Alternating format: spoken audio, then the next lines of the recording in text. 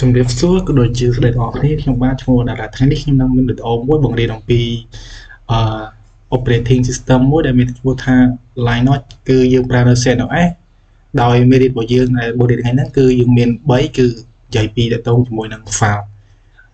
file អស់ហ្នឹងគឺមានដូចជា VI VIM ហើយនិង Nano Editor ទៅ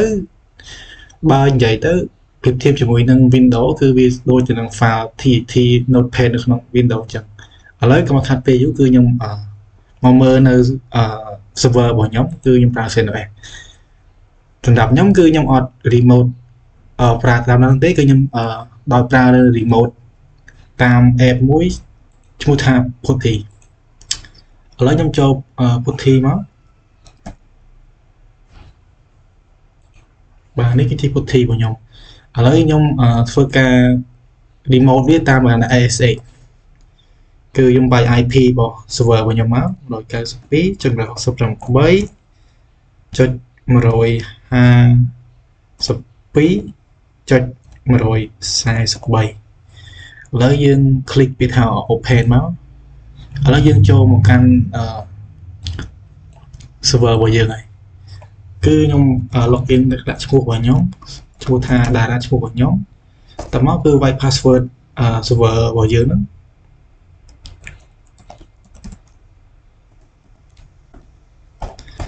ឥឡូវយើងធ្វើការ login ចូលទៅកាន់ server របស់យើងបានហើយអីដែលខ្ញុំបញ្យល់ដំបូងគេគឺនិយាយពី VI ហ្នឹងនិយាយទៅជា file មួយដែលយើងងាយស្រួលក្នុងការចូល server ឲ្យបានលឿន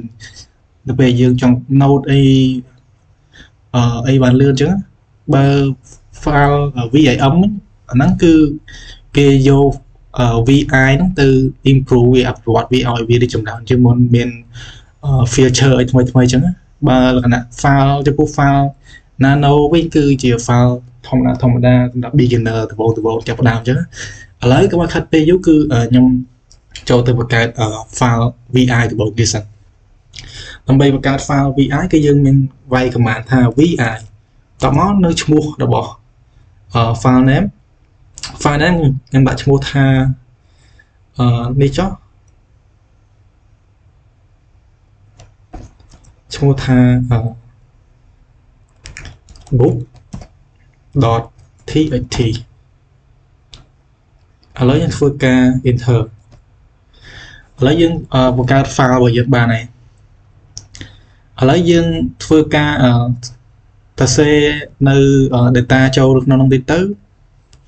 ដើម្បីចូលទៅកាន់ការសរសេរបានគឺយើងវាយcommand ថា I អក្សរ I មកគឺវា insert ឥឡូវយើងអាចសរសេរបានហើយឥឡូវខ្ញុំឧទាហរណ៍ខ្ញុំសរសេរដូចជា I love or you enter វិញមកគឺវាទិន្នន័យរបស់យើងគឺនឹងត្រឡប់មកវិញបាទចំពោះ VI គឺខ្ញុំមានតែប៉ុណ្្នឹងទេឥឡូវខ្ញុំតេស្តទៅកាន់ VIM ហើយនឹង Nano បន្តទៀតឥឡូវយើងចាក់ចេញពី file ហ្នឹងសិនមក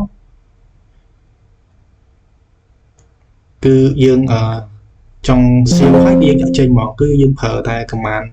.2 wd គឺមានន័យថា save ហើយនឹង exit អញ្ចឹងយើងចុច enter មកsorry គឺវាខុសតិចsorry ខ្ញុំវាយខុស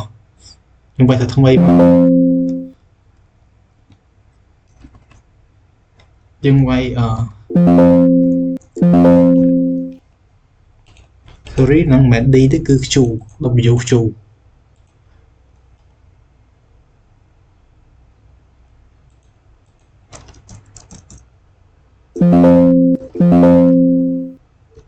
escape ទៅមកវាគាំងទៀតណាអ្នកគ្នារងចាំវាទៅមិញថាខ្ញុំវាយខុស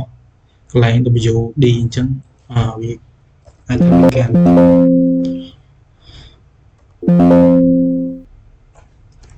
ឥឡូវខ្ញុំចុច insert តែថ្មីសិន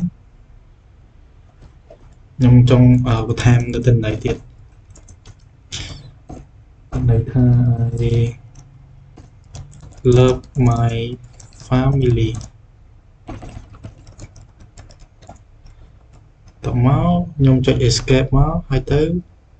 ខ្ញុំចុចនៅសញ្ញាចុច2 WQ តមកគឺយើងចុច enter មកវានឹងចាក់ចេញហើយបន្តមកវានឹងសៀវអូតូបាទដើម្បីចង់ដឹងថាវាសៀវឬក៏អត់យើងចូលទៅវិញមកបាទគឺកំត្រូវហើយ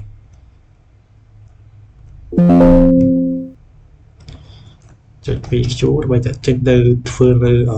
file បន្តទៀតឥឡូវយើងធ្វើការតេស្តទៅលើ VIM ម្ដងបើនិយាយពី VIM ហ្នឹងគឺវាជាការអាប់ដេតនៅ VI ហ្នឹងដើម្បីឲ្យវាធ្វើបច្ចុប្បន្នភាពដែលមានដំណើរល្អប្រសើរជាង VI និយាយទៅចំពោះ VIM ហ្នឹងគឺភាគច្រើនអ្នកប្រើគឺអ្នកគាត់ជា professional ថាគាត់ច្បាស់អីចឹងណា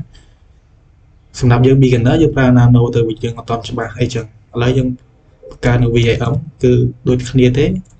តមកគឺមានឈ្មោះ file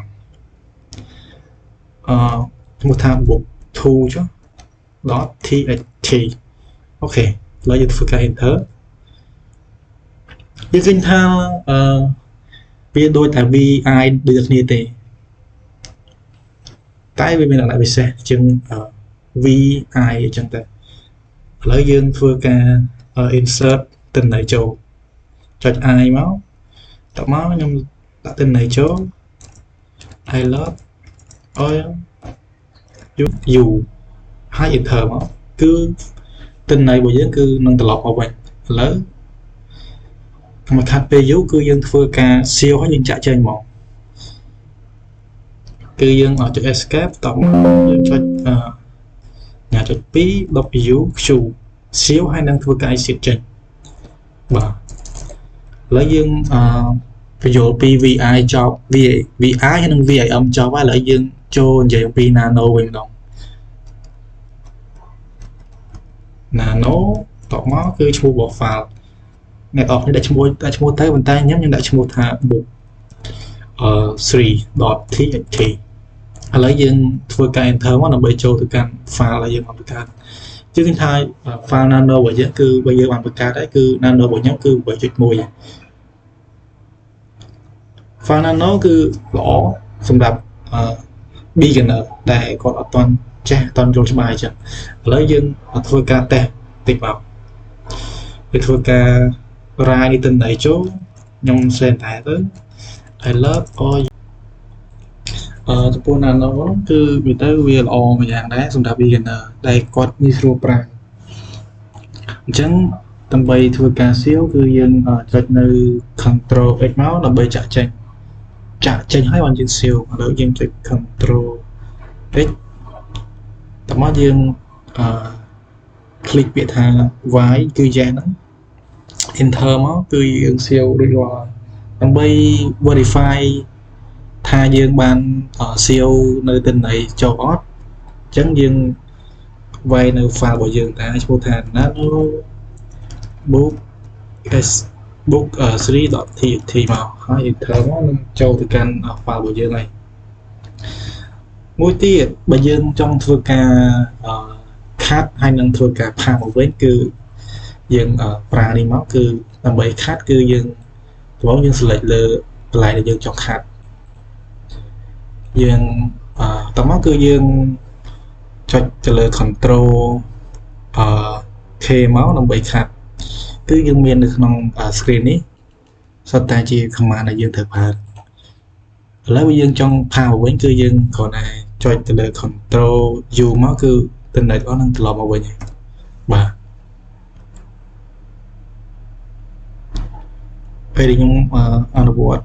តែឲ្យអ្នកនរគ្នាមើលគឺមានតែប៉ុណ្្នឹងទេព្រោះវាសំខាន់ហើយដែលនៅសេសសល់គឺអ្នកនរគ្នាអាចស្វែងយល់ខ្លួនឯងបានសម្រាប់វីដេអូខ្ញុំគឺមានតែប៉ុណ្្នឹងទេសូមអរគុណដល់អ្នកនរគ្នាដែលបានទស្សនាវីដេអូនេះបាទសូមអរគុណ